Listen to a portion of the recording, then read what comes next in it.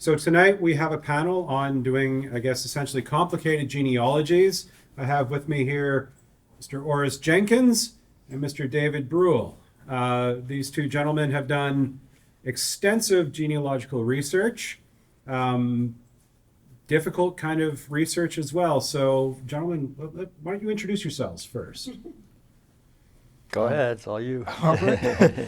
Hi, everybody. I'm Orice Jenkins. I am a native of Hartford, Connecticut. I am the executive director of Musica Franklin here in Greenfield. So, in fact, my office is in this building, so it's good to be right here in Greenfield. And I have been a genealogist for 11 years, and I'm also an author. I was also a full-time musician for most of my adult life, and yeah, happy to be here. Thank you.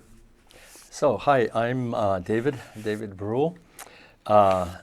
If I'm in Quebec, I'm Brule, so whichever you prefer. Yes, I have a circumflex and an accent aigu from my father's side. They came down from Quebec and settled in Lowell and then moved to Montague back during the Depressions. That's one side of my family. I came into this genealogy kind of through the back door in my later years because, well, I'll talk about that a little bit later on, but essentially my mixed origins were kept secret from the family. And my mother almost had a conniption when she found out I found out. And so, interestingly, I was able with a close cousin of mine to trace our family origins all the way back to the 1670s on the Narragansett Reservation and the Niantic Reservation at the mouth of the Connecticut River. And through the years, as we'll talk about, Native Americans intermarried a lot with Africans, free men of color, predominantly men. And so the blending began pretty early in southern Connecticut and in Rhode Island. And then, of course, there were white people tossed into the mix too. So before long, many people from the tribe that I from which I have lineage, wound up being triracial. And depending on what shade and what color you came out as was a total roll of the dice. The DNA, just one family member would be one way and one sibling would be some other way. So I think that's what we're going to talk about, is trying to figure out some of those ways of finding out things that relate to our personal stories. Yeah, so I think the main question I want to ask you two gentlemen is, how do you untangle this history? How do you get at this history? The sources are predominantly written by white people, by churches, by governments, by other agencies that have other interests than Indigenous and Black history. So it's a big question I'm asking you. First thing I would say in response to that is not all sources are written. Exactly. It doesn't have to be written to be a source. Mm-hmm. And we have a long history of disqualifying oral histories and the words of people of color just because they aren't written down. And that's not fair. The classic example that I know about is Madison Hemings, who was the son of Thomas Jefferson and Sally Hemings. And when he said so, they said, oh, he's crazy. And, even with all the other evidence and whatever, a lot of people outwardly said there is absolutely no evidence that Thomas Jefferson had children with Sally Hemings. Which, whether you believe it or not, that one sentence is totally incorrect and disrespectful to the people that have spoken about it, that knew it firsthand. So that's my response to that. What I would say, I'll jump in with both feet, is in terms of finding my lineage, I hit the jackpot early on. the history of my life was that my mother's family was in considerable denial about the black blood in the family. And that stemmed from her uncle being an incredible left-handed baseball pitcher, recruited out of Turners Falls High School, no less, to pitch for the Red Sox in 1912, until someone from Greenfield wrote the Sox management saying, there's no way he should be playing for any white team. And so the Red Sox sent a snoop out here, looked around, saw my granduncle's aunts and uncles who lived in Greenfield, who were ostensibly black people. All of us were mixed, Native American, predominantly Mohegan and Niantic, and as I said, triracial. So what happened was that when we found out, basically through family stories and all, the name of my 2 times great grandmother that Carol has written about, she's up there on the board there, Betsy Strong. So we discovered Betsy Strong. Betsy Strong is buried in the Deerfield Cemetery, and I passed by there as a young person twice a week. Was never allowed to know that the Scott and Barnes and Betsy Strong's family were up there. So we discovered that grave and then started tracing it back. And lo and behold, we found out that this monster book, written by a genealogist named Vicki Welch, had researched to an incredible degree the earliest ancestor that I have, who was a Narragansett/Niantic. He was on the tribal council of the Narragansetts after King Philip's War, and so there was a lot written about him. So I really lucked out because there was a solid genealogical record, and so that was the lodestone for us. We could take it from there, and this woman did research on 11 generations of this one Jeffrey family. One of the Jeffreys back in the 1700s married into the Condell family, Melinda Condell. Their niece worked at Monticello with Sally Hemings.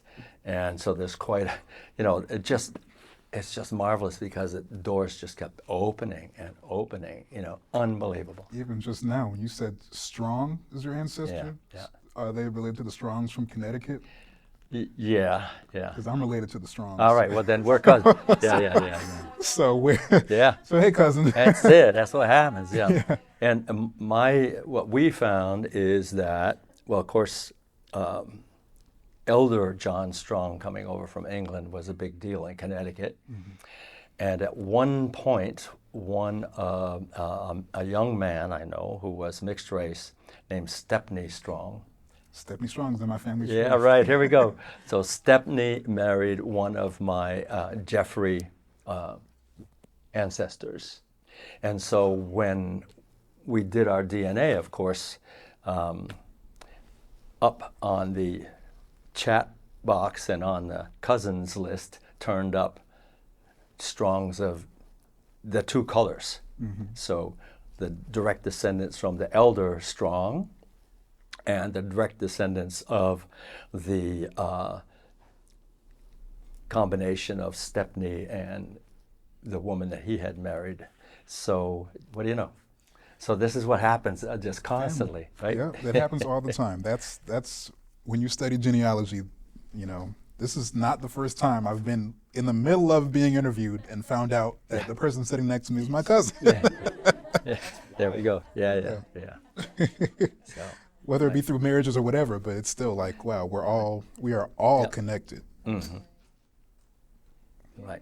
What's the name of the title of that book again? This one I'm holding here, it's called And They Were Related, to T-O-O also.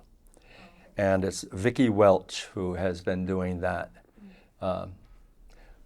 awesome, ton of work.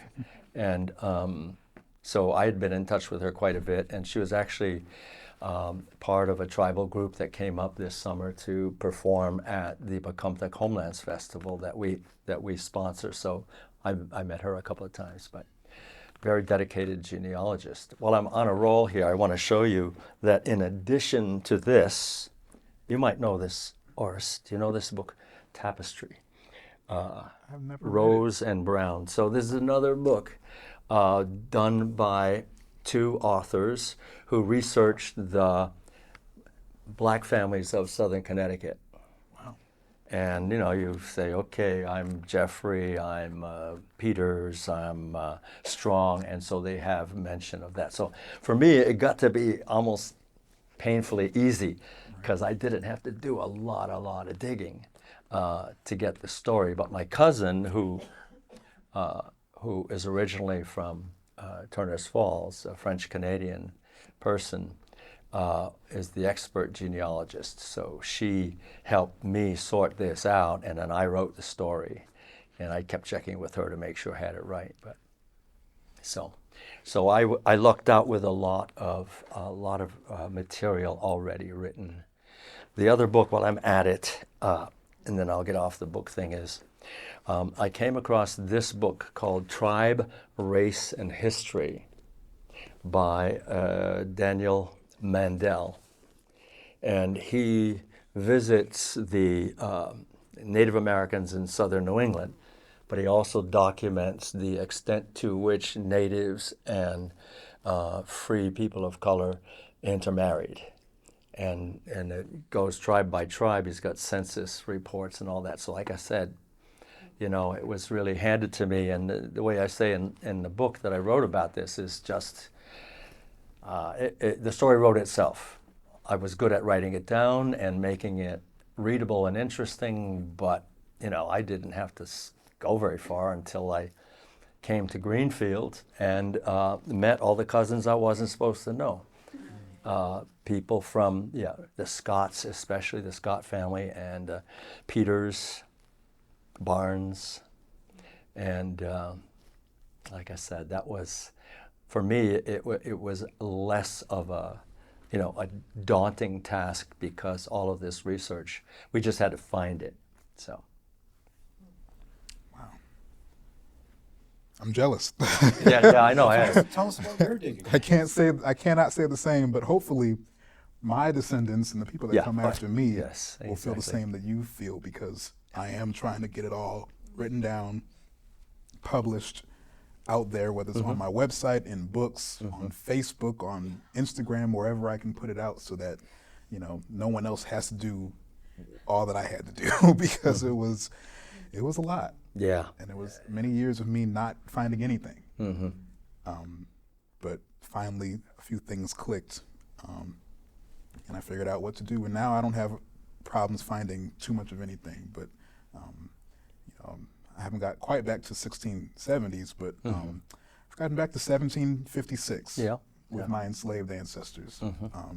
So that's something that is sometimes unheard of. People will say it's unheard of, but it's not unheard of. I have lots of friends that have traced their ancestors back to the White Lion, the ship that came in 1619 from Angola to Virginia.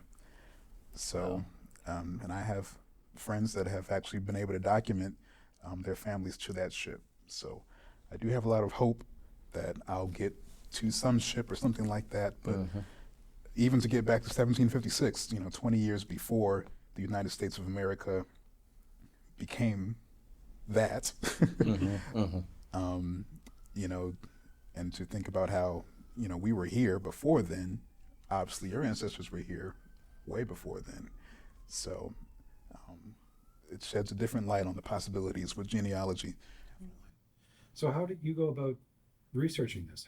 How did you trace your lineage back to 1756?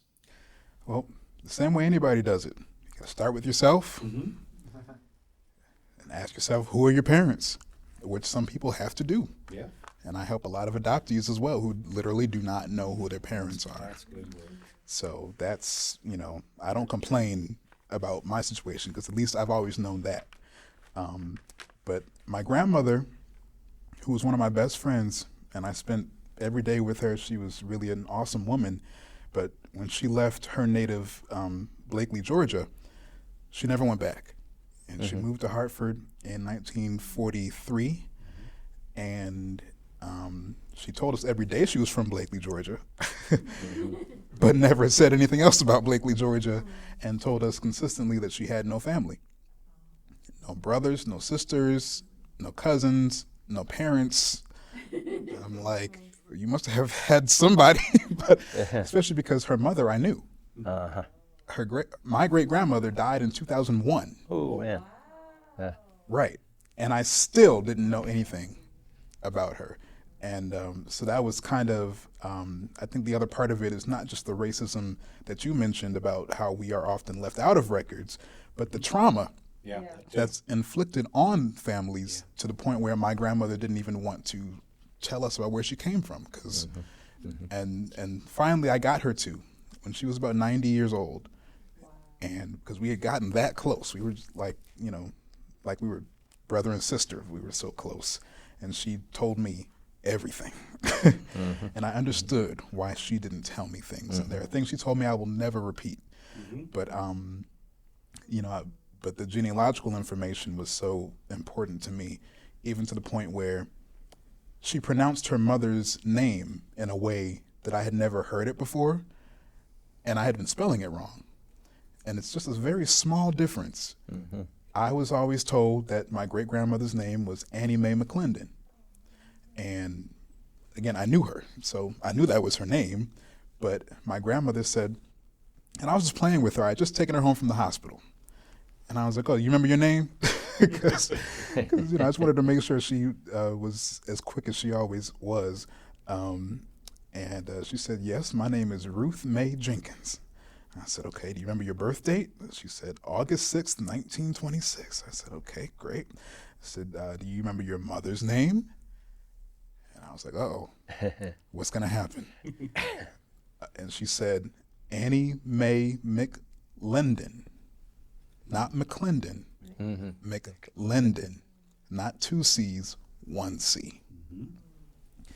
Then I said, well, I'm really pushing the edge now. Do you remember your father's name? And she said, yes, Ty Hutchison. Wow. And I got home maybe an hour after that, and I called my mom and said, Mom, have you ever heard of Ty Hutchison? She said, no, who's that? I said, it's your grandfather. She said, okay, I've never heard that before. But even Hutchison, I knew my grandmother's maiden name was, well, I thought it was Hutchinson, but it was Hutchison, which is spelled differently. There's one less N in the middle of there somewhere. So once I started spelling things correctly, which of course that's a whole other conversation because things are spelled various different ways depending on who you ask, no matter what. But in that particular case, it helped me to spell the things the way that she pronounced them. And I immediately got back to my great-grandmother, which is silly to say because I knew her. But for years, I couldn't even find her on the census records. Even my grandmother, who was alive, I still couldn't find her. But once I found them, and it all started to make a little bit more sense because Annie Mae's mother had been murdered in 1921. She was 35 years old. And that little bit I knew, but I was able to find her death certificate, which then, of course, had her mother's name on it. It also had the person who killed her on it, which that we never knew, but she was killed by her husband. And the cause of death literally says pistol wound at the hands of her husband. So I immediately had more information in just that one night than I ever had in the previous years I'd been searching. But thankfully, the census worked out where I was able to figure out who my great-grandmother's grandparents were that night. And again, her grandfather died around that same time, and there's a death certificate for him. So then I have his parents' names are on there as well. And I'm already at people that were enslaved. So I really, in a way, it was almost handed to me from that moment once I got through the initial brick wall. Then I'm at what we call the 1870 brick wall, 1870 is the first census Yeah. where all Americans are included in the census by name, because before that, during slavery, enslaved people were not listed by name on the census. So getting through that brick wall took another few years, but eventually, again, because of my grandmother, who had passed away by this time, I got through because of curiosity. You have to be curious about every single thing if you're going to find anything, because the enslaved people are kept in the records of rich white people. That's where you'll find them. So I got curious about the street that my grandmother was born on. Street is incorrect. The road. the strip of dirt. It's called Grimsley Mill Road. And I had been to Blakely for the first time. My mom and I went together. We had never been. And I was like, oh, that's the road right there. And I got curious about it because I had a land lot map of Early County, Georgia, where this is. And I said, oh, I should go find out where the Grimsley Mill was, that, the namesake of this road. And I went to check the will of a man named Joseph Grimsley. I said, it's probably his mill. And it would have, his will would list his properties in it, which I was looking for land lot numbers. What I saw was my family. Wow. Every single enslaved person mentioned in his will is a direct blood relative of mine. It was my 5 times great-grandfather, Albert Terrell, his wife, Harriet, whose name I didn't even know because she did not survive slavery, and 12 of their children are in that will. And that is all the man owned. He did have 80 acres of land, too. So I found out where Grimsley Mill was, although it ended up not being his, it was his cousin's mill. But anyway, that brought me to another level of genealogy as far as researching Black American families. And that's the same line that I've taken back to 1756. That's wild. I mean, the spelling thing too. Like, I'm thinking about my ancestors. So I'm from Quebec, which is why I want to call him David Brule. But I'm also Irish, and our names were changed at Pier 21 in Halifax, at Crossine in Quebec, and at Ellis Island as well. So our names become spelled differently. So going back, to Europe, to Ireland for my ancestors is also very complicated by spellings, and sometimes it's. My wife's last name is Shea. Her family used to be O'Shea. And some of this is like complicated. And so the spelling actually, my experience, you're trying like 55 different ways to spell a name to find your ancestors. Right. Yeah, you got to try it all. And that's the one thing that I think is probably consistent through all, whatever you're researching, whatever group you're researching is, also spelling wasn't very important to anybody. I mean, until quite recently, I would say when Social Security started becoming a thing, and so you better spell your name right on the Social Security card if you want to get your benefits. And that's just recently, in the past few decades. But before that, I have documents where they spell one name 3 different ways on one page. So what drove you to do this kind of research, both of you? Well, one thing that came to mind as Orice was talking, and that's probably going to be true for everybody unless you look out like me, but in one way, the only way I got clued into that is exactly what he was talking about, Orice is talking about, in that you have one relative sometimes who knows one tidbit of information. And if you're lucky, they share that. And sometimes it's not quite accurate.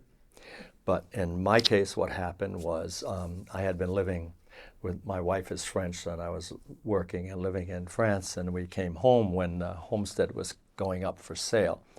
So this was the homestead of my mixed race great-grandfather, and I spent a lot of time there. So my godmother, my aunt, my mother's sister was down at the house, and I had a picture of the great-grandfather's family with all the boys lined up and his wife. And she said, I have to tell you something about your great-grandfather, but you got to swear that you're never going to share it, because it had been, forbidden. It had been buried in the family. And so she gave me a little clue that, she says, he's not a white man. And she said, somehow I know that he had relatives in Greenfield who were Barnes. And so, I went to all the local registries in town looking for my great-grandfather's death certificate, and they all said white. So I said, no, it must be one of these stories. And so I couldn't take it any further. This was back in the 70s, and Ancestry.com had not come along, or any other material that you can reach. But basically, this cousin of mine came back trying to do some genealogical research for her children. And, since we had the same line, she went back to the 1840s or 50s, but couldn't get any further. And my ancestor, who was the mixed race man, his name was Judah Smith. And so she looked up every Judah Smith she could find, and she had to eliminate them all. But the only one that was from roughly Massachusetts and Connecticut was Judah Smith. But she says it couldn't have been him because he's listed as a mulatto in 1870. And so I said, well, forgive me, my godmother, but I have to tell her because it's going to lead somewhere.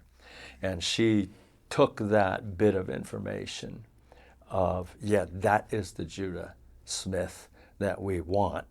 And so she traced it immediately back to Betsy Scott, Strong, who had come to town married to a Scot from Hartford. And she had my great-grandfather by a white man. She had a girl sibling, Sarah Sharp, by a native man called Sharp, and 2 other sons by a man she actually married who was a Scot. So Solomon and Charles were the siblings of my great-grandfather. And so that little inkling is what led into this whole thing. And then from there, she traced it all the way back to the Narragansett Reservation, where this ancestor, Joseph Jeffrey, built a house in 1720, and it's still standing. And it's on the National Registry of Historic Places on the Narragansett Reservation. So you can be sure. We were in the car, we were going down there. Absolutely. And it was just fascinating because it was on the National Registry because this Joseph Jeffrey of a Niantic on the Narragansett Council had built his house sort of in an English style. So in 1700, instead of having a wigwam or witu, he built, a post and beam house. He was a sawyer, so he had a sawmill right there on the reservation, and so he built this really nice house. And eventually it attracted the attention of the Rhode Island state archaeologist, and they nominated it. So they had a total archaeologist architecture description of almost every inch of that house. So again, I lucked out. That was there, it was rock solid. And so when I went there, the landlord at the time, a really wonderful woman, was just flabbergasted to have me show up. I'm direct descendants of that guy who built the house. And she says, it's really funny because somebody else came here 3 weeks ago from Chicago. He was a black man, and he said his ancestor built that house too. Mm-hmm. So I got in touch with him, and before long, woof, this whole Niantic diaspora came to life. Mm. Now we've got about 60 cousins spread out all over the United States now. What occurred to southern New England Indians was that just after the Revolutionary War, there was a preacher named Samson Occam. And he led a movement out of southern New England. He got land from the Oneida, who is a member of one of the tribes of the Iroquois Confederation, like the Mohawks, the Oneida, the Seneca, etc. And the Oneida gave Samson Occam a refuge for any Indian who wanted to get out of southern New England and go as far away from white people as he could get.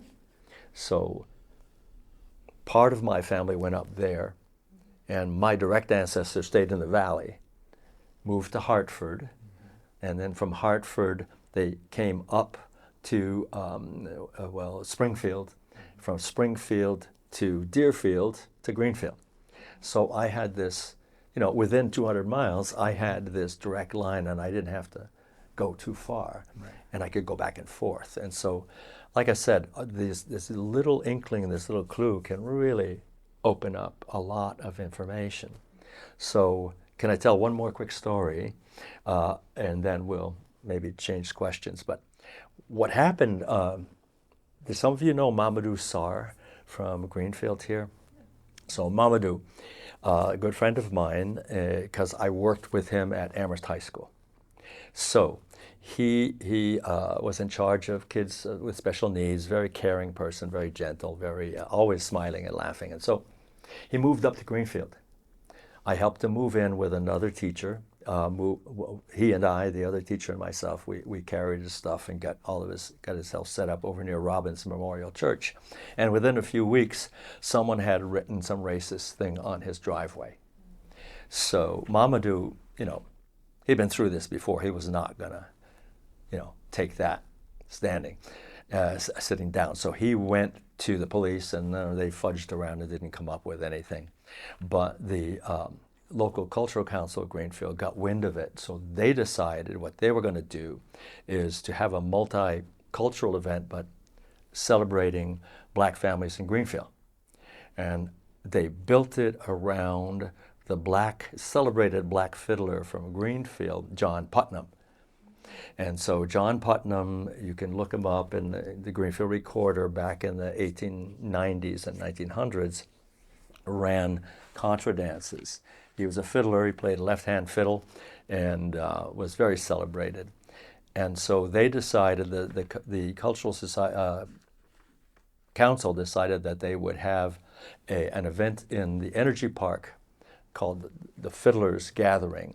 And so I play fiddle. So I showed up, of course. But prior to that, they had a dedication of John Putnam's tombstone. He was in a grave up in Green River Cemetery without a tombstone, without a decent tombstone. The word was that he had participated in Greenfield with helping slaves escape the South in the Underground Railroad. So there was a whole mystery about John. But anyway, at that particular event, that was kind of launched by Mamadou Sarr's being having this racist epitaph on his driveway. So they had a big dedication up at the Green River Cemetery of John Putnam's tombstone. And all of the people who were part of Putnam's extended family, their descendants were all there. And me too, with Mamadou Sarr. And so I was watching, because nobody knew who I was. And one of the people who was doing some speaking said, this is really wonderful that John Putnam's now being honored, and we have all of these people here. And he said something like, we're probably all related in ways we don't know. And I said, boy, that's for sure. And so then I went up to introduce myself to him. This was a person who had been the Attorney General of Massachusetts, or the Assistant Attorney General. You probably, Bud, yeah. So I went in and said, you don't know me, but I think our family trees crossed way back there. And what he said was, welcome to the family. And that made me feel like just wonderful, really great. There was no, standoffishness or anything. So that then at the Fiddler's Gathering, there was a genealogy tent set up. So people who had come in from Boston and from Hartford and from Springfield, were there trying to figure out how they were connected. And my cousin genealogist was right in the middle of them because she knew almost more than they did because she had followed all of the lines. So, like I said, it's just one door opened after one. You go through one room and there's a door, you open it and you get somewhere else. And so I met all of these cousins and became really good friends with Donald Scott, who was 1 generation older than me.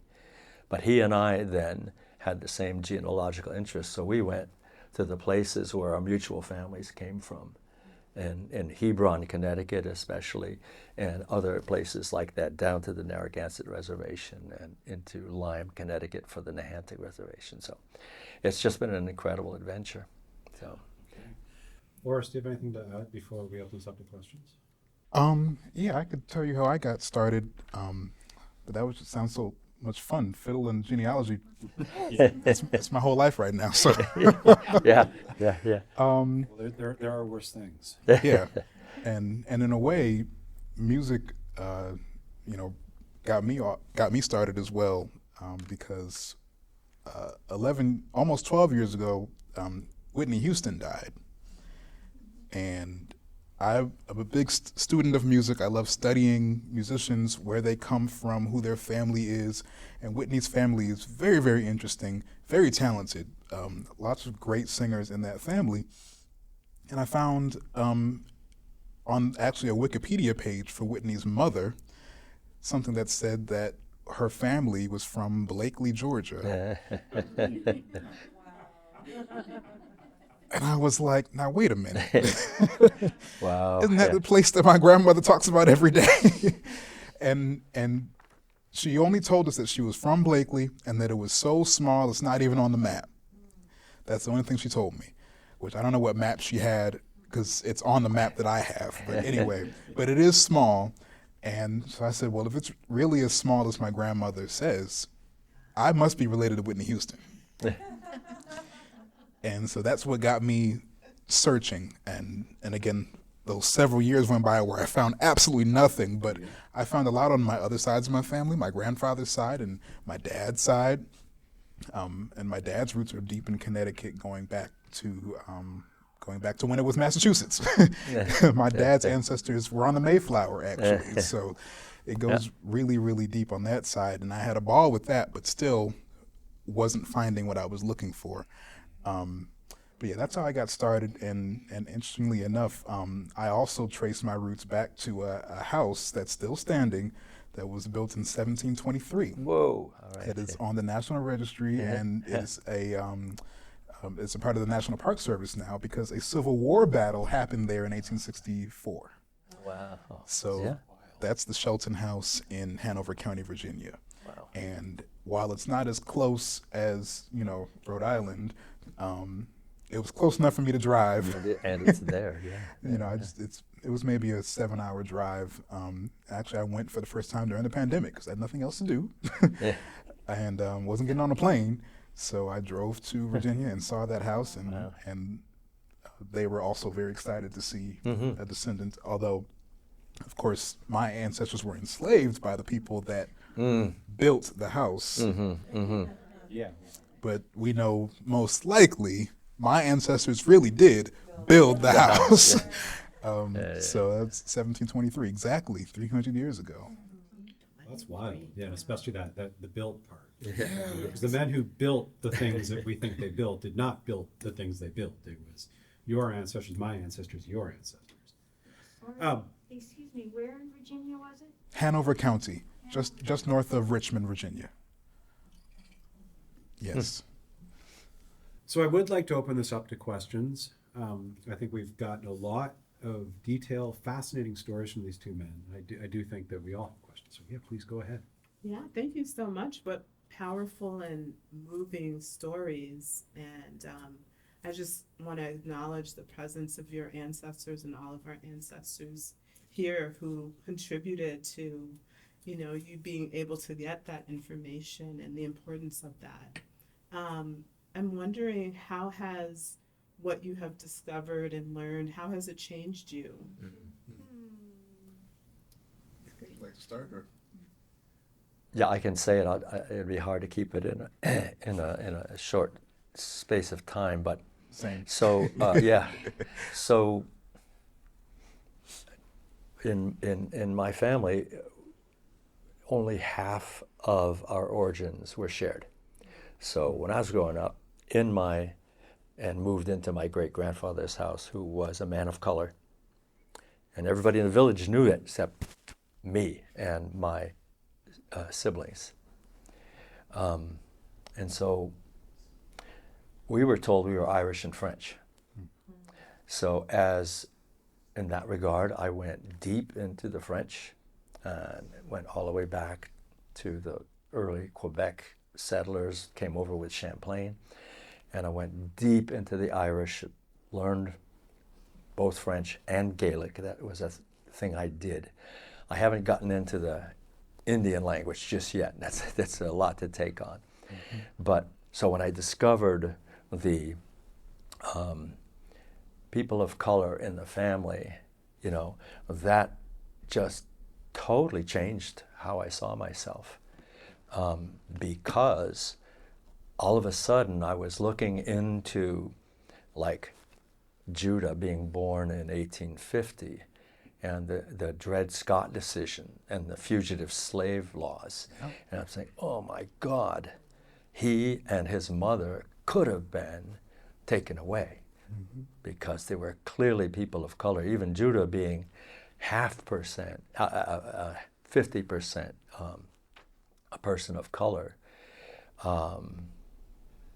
It just, all of a sudden, all that became really real to me, saying one of my ancestors could have been a victim like that, And so that changed something.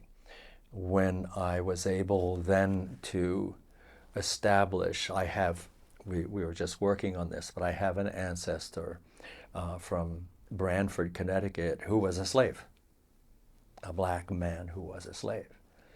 Not too many white people can say that, but we have that documentation. I also have the name of an ancestor who was a Native American, part of the Narragansett Nahantic tribe.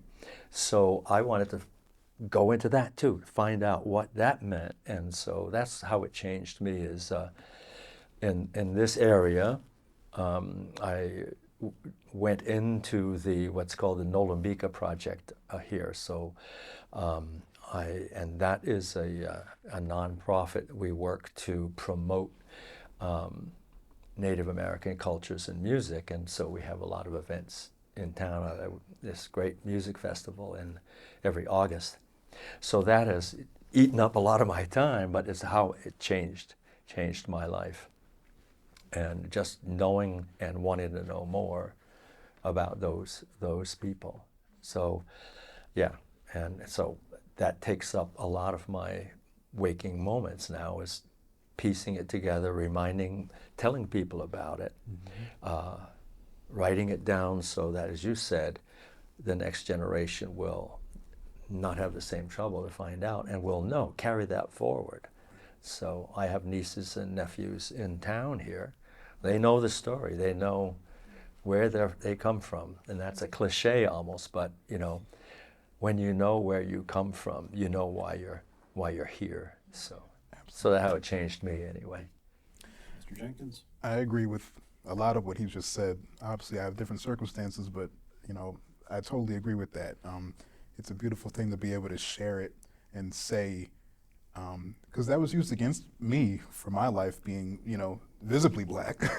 Where people would say, oh, you don't know where your people came from, and you don't know where you came from. You don't know. Everyone would have a day where, you bring your culture to class or whatever. And I'm like, well, what am I supposed to bring? I can't bring half a continent to, a very large continent, by the way, to school. So having that knowledge and being able to share it with my family is a beautiful thing. The other main thing, probably a bigger thing, having a family to share it with, because I grew up with, so I have a little sister.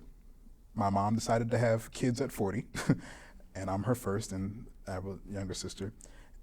None of my mom's sisters have any kids, and her brothers don't have any kids, except for one of them, who has 2 kids. So I grew up with 2 cousins and a sister. That's it. And for reasons I'm not going to go into, I stopped being in touch with those 2 cousins until recently. So I really just had my sister, who doesn't exactly have an interest in genealogy. So I really had no one to share anything with.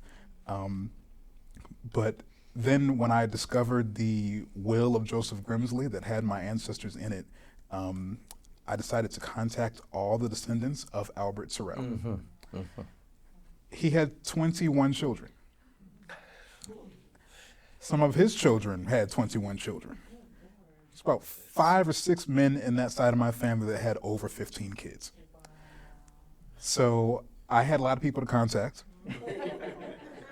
I started a Facebook group that had maybe, 30 people in it once I was done contacting people, but then they went and contacted the people they knew. Today that group has 450 people in it. Yeah. And they all have the information that I have shared with them. And not only did I find Albert in that will, but I found him living with 4 other people that enslaved him throughout his life. That's great. So I was able to share all those documents directly to the people that, that it is directly related to. So that was probably the most wonderful thing. And I just went to my very first Terrell family reunion last month. Wow. Yeah. After looking for them for over 10 years, and then finding them during the pandemic. So I still couldn't really get with them, but I met them all last month and had a great time. It's really finally felt like, wow, I found my family. What part of the country are they living? Where was the reunion? The reunion was in Atlanta, Georgia, which is great because I could drive down to Blakely and do some more research in the courthouse. Yes, and but they half of the group migrated south to Pahokee, Florida, which is in South Florida, Palm Beach County. They were migrant workers down there, and the other half were migrant workers up in upstate New York, near Auburn, New York, and Syracuse and that area. And then a few other people went, to Hartford or New York or wherever. But yeah, now they're all over. People came in from out of the country. So it was a really beautiful experience to finally say, I have family. Because most of my life I thought, I didn't have family. Not a large family like people, you see on TV, big family reunions and things like that. And they were always having those reunions. I just didn't know I was related to them or where to even find them. So I'm so grateful for Facebook and Ancestry and these cell phones that I complain about all the time. But if it weren't for the technology, I wouldn't have been able to find these people. So. Yeah. Thank you for your question. Carol. Thank you both. First of all, this has been really wonderful. In thinking about the stories withheld in your lives, not knowing about your past and these details, I can't help thinking about photographs.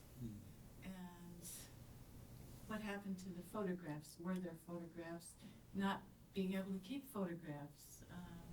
And so I just wonder how those people must have felt to have to suppress something like that, and just how it feels now to know. I think in this most recent exchange, the word belonging kept coming into my head, and just to be able to feel something that's a basic human need to belong, and maybe to expand that belonging and how it all works together there.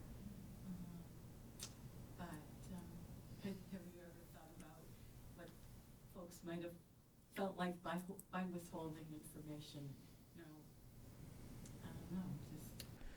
Well, I can speak to, at least as far as my grandmother is concerned, because I was able to find this information before she died.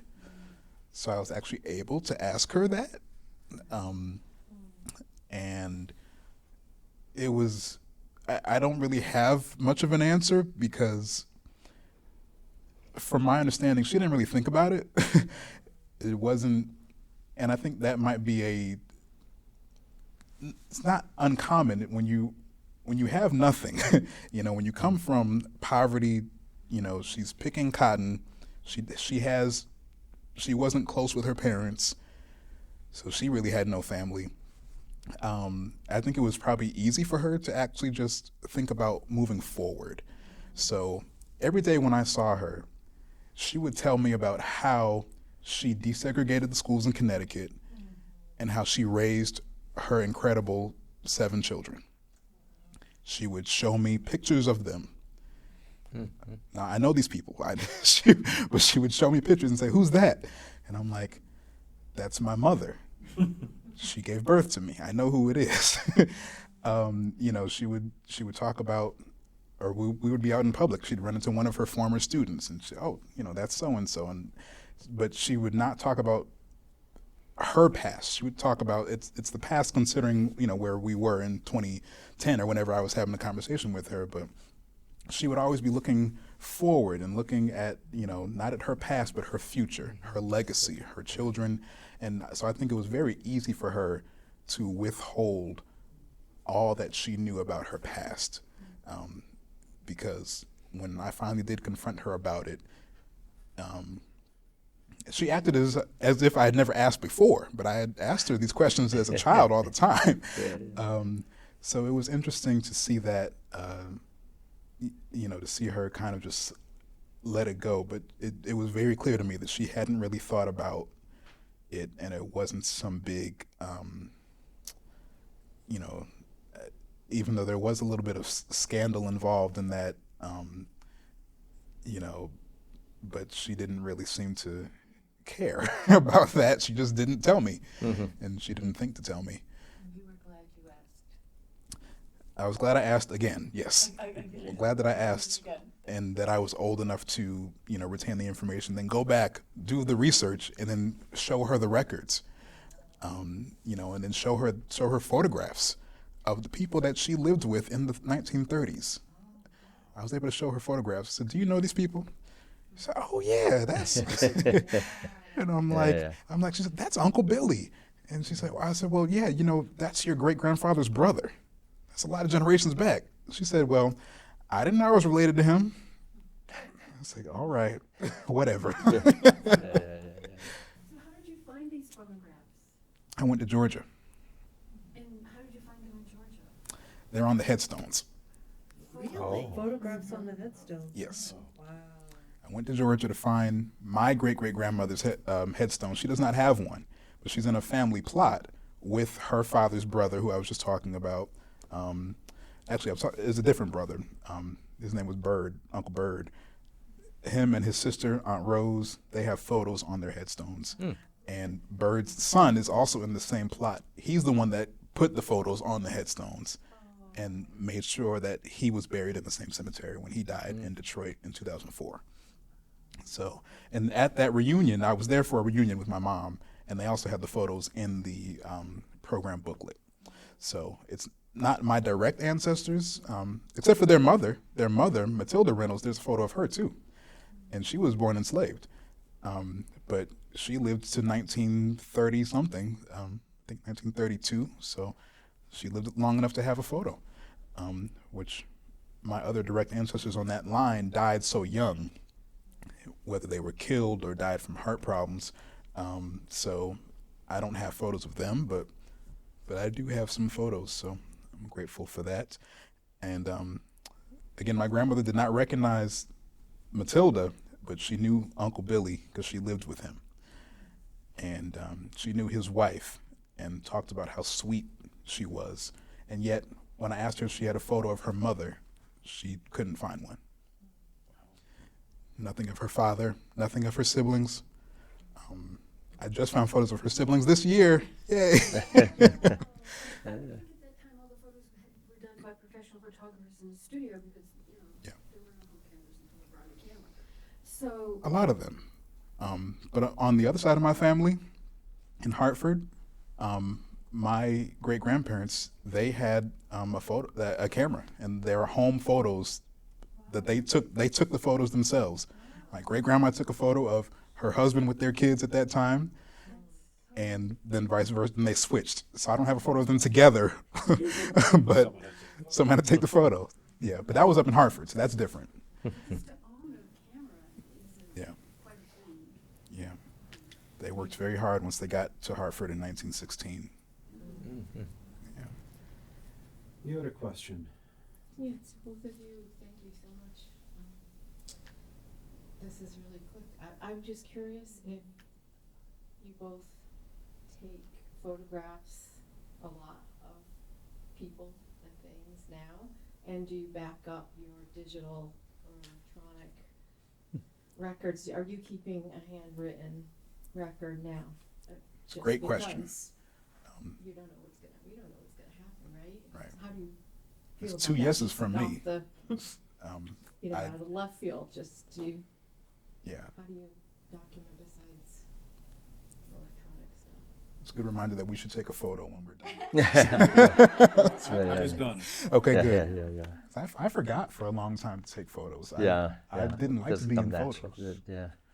But now I'm like, I took photos of other people, but I'm not in them. So when my brother died, I realized I don't have a single photo with me and my brother. Yeah. My mom, there's no photos of any of, me with all of her siblings or anything like that, because now some of them are gone. So now I'm like, oh, if I'm meeting somebody, let's take a photo. And then I use Dropbox and Google Drive and several different online trees to keep my records. Yeah, it's very important. Yeah. For my part, I get to say I wrote a book about it, so I did write it down. Exactly. Did write it down, and I did collect as many photographs as I could, and they came in from Facebook from out of left field. But when I saw, so Betsy Strong, being my 2 times great grandmother, she moved here with my great grandfather and her 3 other kids, her brother who had 5 or 6 kids. These are all by the name of Strong.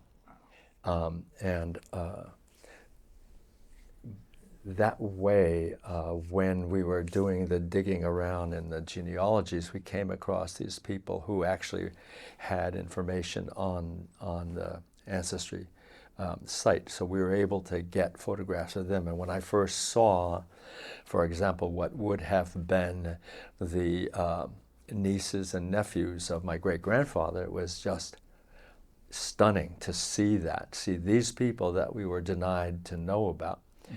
And you scrutinize these pictures, saying, "Oh, what am I seeing here? What kind of people does this look like?" And it's just really fascinating because it obviously was a visual record of who part of my family was. A whole half of them were people of color, and yet, of course, we were not supposed to know. So, like what you were saying, was the sense of belonging and how your grandmother was looking forward all the time. I think my family was looking back, worried that somebody would find out because of the baseball story there in 1912, when that ruined my granduncle's life. He was 18 and on the way. Red Sox went to the World Series that year. He could have had a great life, but he basically was ratted out and kicked off the team because the Red Sox didn't want any suspicion. So that's how I rationalized saying from that point on, the family put their foot down, especially my great-grandmother, and said, we're not gonna know these people in Greenfield anymore. No more, not dealing with the Scotts and the Strongs and the Peters. End of story. And the same thing happened to the Scotts and the Peters and the Barnes over here. They grew up not knowing anything about their ancestor who passed for white. And we were only 5 miles away, but never knew after that until, 2006, 7, 8, something like that. You stirred up a hornet nest there. Pardon? You stirred up a hornet nest. Yeah, I did. Yeah. But Good. Patty says proudly. that particular generation, as they were aging, I kind of like shied away from blowing their cover. I just let it go, An interesting thing happened, but in 2012, the Red Sox were celebrating 1912 and the opening of Fenway Park.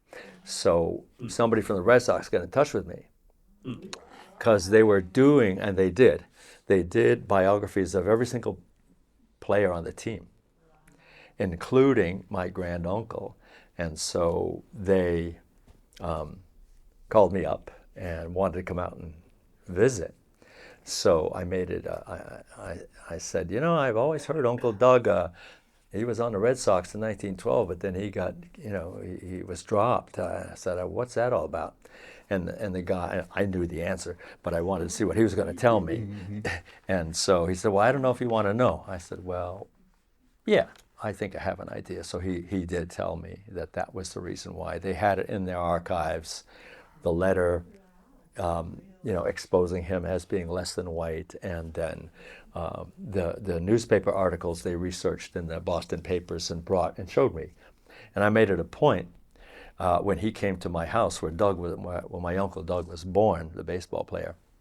I made it a point of bringing Donald Scott, who was my, become just about my best friend, because we had gone to all of these places together looking for our mutual places of origins, and so he was there with me, and I just was waiting to see the look on the baseball writer's face when he walked in the door to see, yes, this is confirmed. We are cousins, and yeah, for sure. Did the So Red Sox make any restitution? no, and the sports writer, as a matter of fact, made a point of putting it in that book that they did. They had Doug's picture that they got from me and a lot of his stats that they had gotten from the records, and some of the anecdotes that we recounted about it, and they pointed out that he very well could have been a very early person who broke the color barrier back in 1912, but never got any recognition. And now, when they removed Tom Yawkey from Yawkey Way, my friends were saying, they should put in your uncle in that place instead. So, anyway. Sarah, you've had your hand up for a good long time.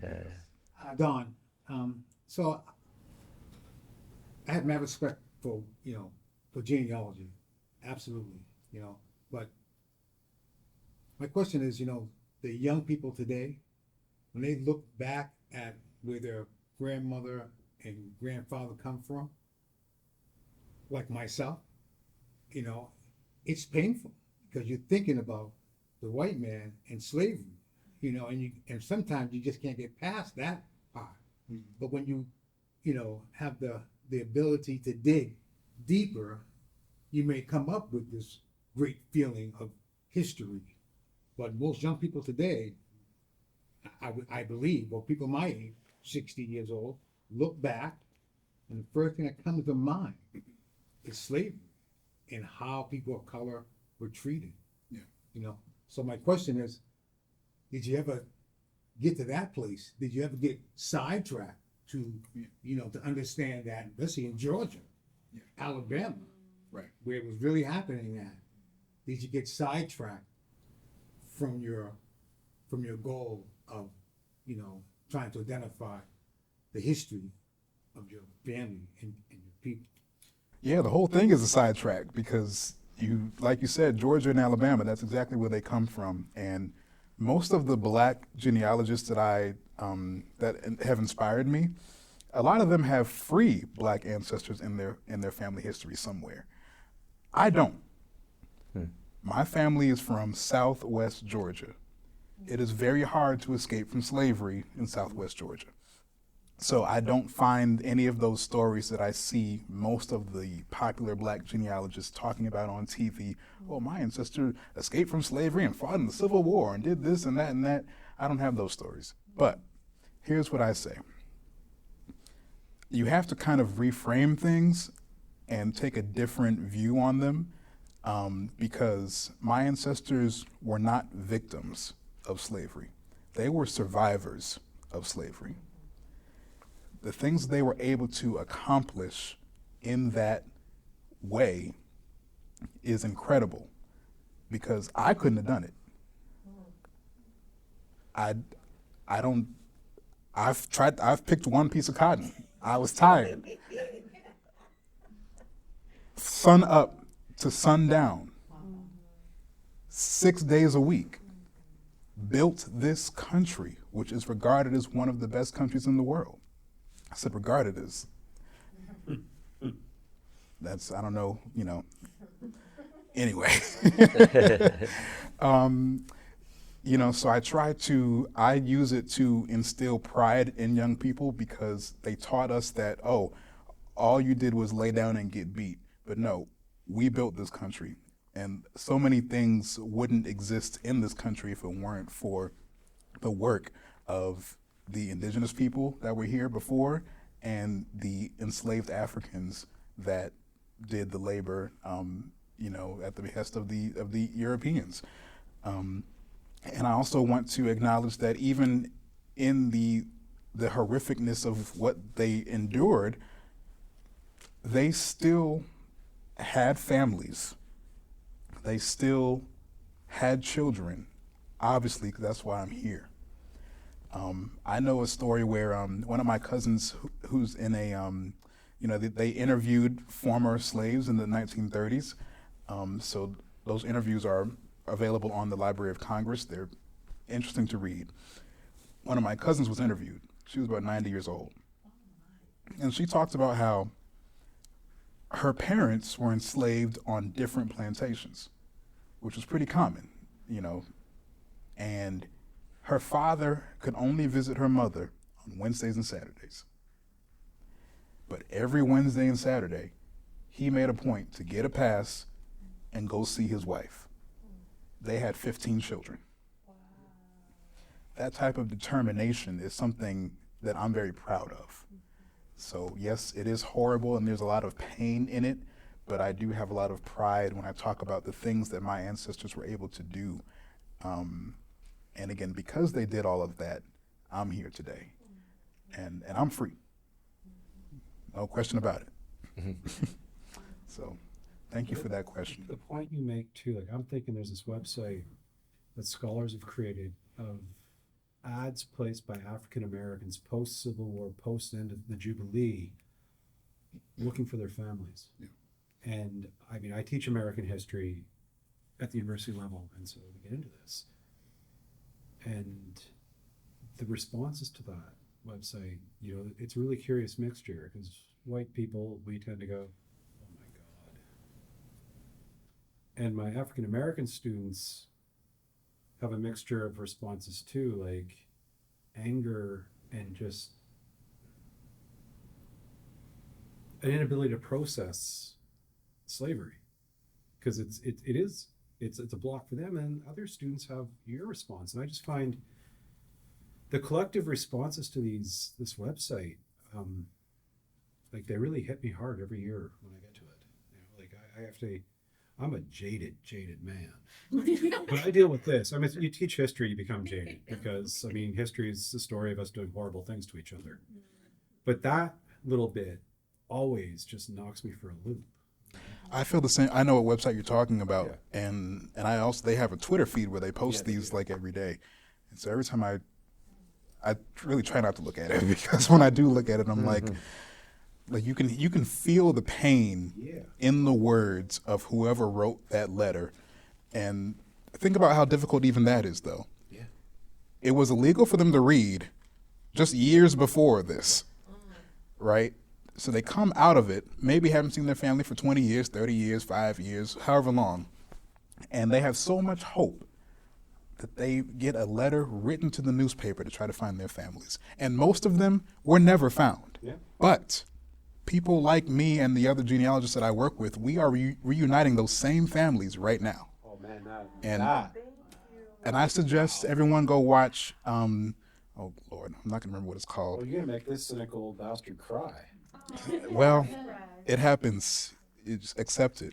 I cannot remember the name of this documentary, but my friend Nika Smith, it's Ancestry and PBS did this documentary together where she actually found a letter like that was in the Freedmen's Bureau records, and she went and reconnected those families.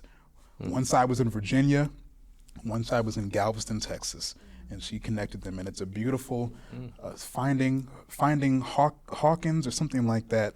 The enslaved man who wrote the letter, I think his name was Hawkins or something like that. And it was so beautiful. And by the way, Nika's ancestors were enslaved by somebody from Amherst, Massachusetts. Oh, wow. Yeah, let's not forget that part. Right. And I'm hoping to bring Nika here next year so we can talk about that sometime. But check out that movie. Henry Louis Gates is in it. Anthony Anderson, the actor, is in it. Hawkins. My memory is not as good as it used to be, but it is on YouTube. It's about a 30-minute documentary, worth watching. And that made me cry. Doug has a question back there. Mr. Selwyn. Yes, sir. Thank you all. Thank you. This has been amazing. I'm wondering, I know you both have or currently work with kids. And wondering about how you mentioned really briefly, Orice, in terms of thinking, you get the assignment, go create your family, blah, blah, blah. And for some kids. So I'm wondering how you, at this point, how do you think with kids about approaching this? And I'm thinking younger kids. Or do you? Start that one? Go ahead. You should. I wasn't sure I understood the question, but go ahead. Okay. Go ahead. He's asked, how do you think about talking about genealogy with younger kids? Oh, okay. So that's a great question, Doug. It's tricky because for the same reason it was tricky for me, that there are certain familial things that are, have a lot of pain attached to them. And so I look at it, from a broader perspective of kind of reframing, like I was just talking about, making sure that they understand, more of the real history of America, not what's in the history books that I was given as a kid, and understanding that their own ancestors could be a part of that history, which is what it never connected to me that now I know more history than I ever did because my family was there for all these things that we study. That was never made clear to me as a kid. It's like, oh no, the Civil War directly affected your family. Like this building that's in Virginia, there's a Civil War battle that happened right there at a house that my ancestors built. Things like that, making those connections. Like one thing I talk about all the time with the kids in Musica Franklin, anytime I'm teaching them and I mention something that happened in Massachusetts or something that was created by somebody from Massachusetts, I mention it to them because they don't realize, like I did a unit on Nat King Cole and Natalie Cole. Natalie Cole went to UMass Amherst and started her career in this area. And we did a Women's History Month concert. We talked about Susan B. Anthony, who was born in Massachusetts. Just getting them to think about these connections, because we're all connected in some way. So even if it's not their personal families, because I don't like that assignment where you bring something from your culture or whatever, because of how it alienates Black Americans. But thinking in a different context of how they're related to history personally, maybe not their families personally, but where they are, where we are. We're all making history right now. 100 years from now, this will be history. Or 5 years. 2 weeks from now. 2 weeks from now, tomorrow. Tomorrow, yeah. I mean, that's how I see it. Yeah. Did you have anything you wanted to add? Or? No, I guess, what you said it really eloquently. One thing I learned about talking to other people about genealogy is there are some people who could care less. and some people who could listen for hours or add information. Kids, I mean, I taught high school for 30 years. I did not teach history, so it didn't necessarily come up. But in my retirement and going forward, I've been in schools a lot now, especially Massachusetts curriculum frameworks require that third graders, starting in the third grade, they be taught about local indigenous cultures. And so those kids are all ears. I mean, they just soak it up. They just, you know, they know a lot of the business about the injustices done in Massachusetts and in New England towards the Native people, and it doesn't fall on deaf ears when I talk about that kind of history. One of the things that I also do as a guide at Historic Deerfield is they have gotten around finally, I hope nobody from Deerfield is here, but they've gotten around to doing a slavery and freedom walking tour as of last year. And so I trained to do that, and I've taken a lot of groups around, and I make it a point, even when I'm guiding in one of the houses in a kind of a stationary way, and so many visitors come to Deerfield, you know, kind of saying, wow, this is, you know, early colonial America. And I say, well, have you got a few minutes? Because I'll tell you about the 10,000 years of history that came before. Yes. And did you know that every other house had an enslaved African American in this village, just this village? And people are astounded. Kids are clued in. They kind of had an inkling intellectually. Maybe they can't recite the information, but those kinds of things are happening. I think, and you might have had the same experience, but I think that the whole Black Lives Matter point in our social history and political history was huge. Because all the reactions and support for people that were harmed and killed, and as was George Floyd, it had a huge impact. There was an incredible, at least for the Native community, a lot of people wanted information as Natives being people of color. And of course, the African American community has also been, well, certainly the places I work, the African American enslaved people have been really brought to the fore. There are stones now set in the ground in front of the houses in Deerfield, memory stones with a bronze plaque on the name of each enslaved person that can be known all the way up the street. So, you know, when we do a land acknowledgement, I've heard some Native people saying, oh, it's just so performative and. But it's an important step in this whole decolonization process. You've got to start somewhere, and some people will hear it and take it further. Others will just, you know, catalog it away somewhere. But with children, this is starting with the third graders, and those kids know a lot of things. And, you know, I don't have any third grader in my family that I can talk genealogy to, but it's important, like what Orice is saying, it's there now.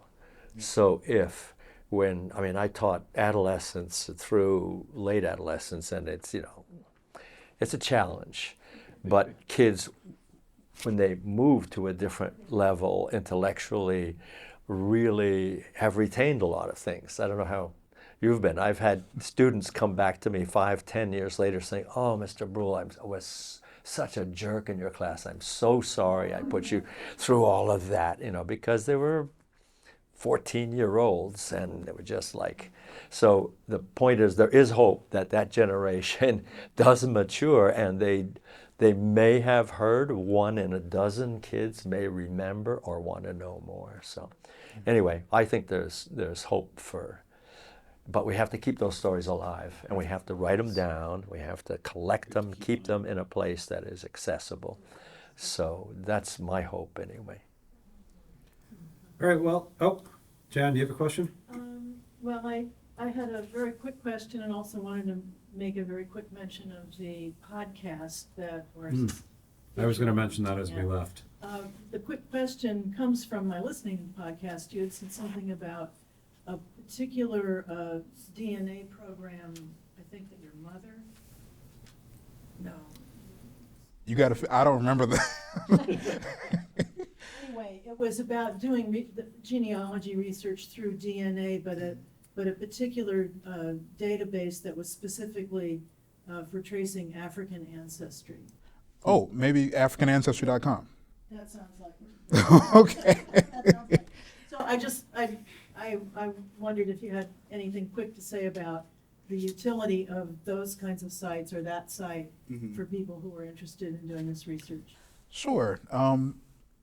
That site, I can't say too much about. It is one of the only sites that has it's not the site, but it's the company that has a large database of samples of various tribes in Africa. Hundreds and hundreds of tribes, thousands of tribes. They have samples of. No one else has these samples. So people have questioned the science of what they do, but essentially what they do is they look at the Y chromosome of people assigned male at birth, and also the mitochondrial DNA that all humans have. And these are things that we inherit unchanged from one of our parents. So whereas most DNA will mix with the other parent's DNA and do that kind of thing. The Y chromosome goes from male to male unchanged and can be traced back centuries, and it'll be the same Y chromosome that you might have, that a man might have now. Mitochondrial DNA, same thing on the maternal side. So I got my mother to take a mitochondrial DNA test with that company, and I have the same mitochondrial DNA that she has, of course, and we were able to trace it back. It actually goes back to, of course, not Albert Terrell, but his wife, Harriet, whose name I discovered in that will. And that company matched it up with someone in their sample, in their database, which was from the Tikar tribe in Cameroon. So that was pretty cool. And there's still more research to be done as far as that's concerned. Because of course I want the documentation. I'm a genealogist, not a geneticist. But genetic genealogy is a large part of what I do as well. And I look at my mom's chromosomes every day, and see. No, Dr. Shea is laughing at me because he's like, "Do you do?" but I do, and I see where where she matches with other cousins, on certain chromosomes, and it's an important part of our history that can't be burned up in a fire. Mm-hmm. Yeah. Can't be withheld by someone trying to keep a secret, but the DNA is a record too. Mm-hmm.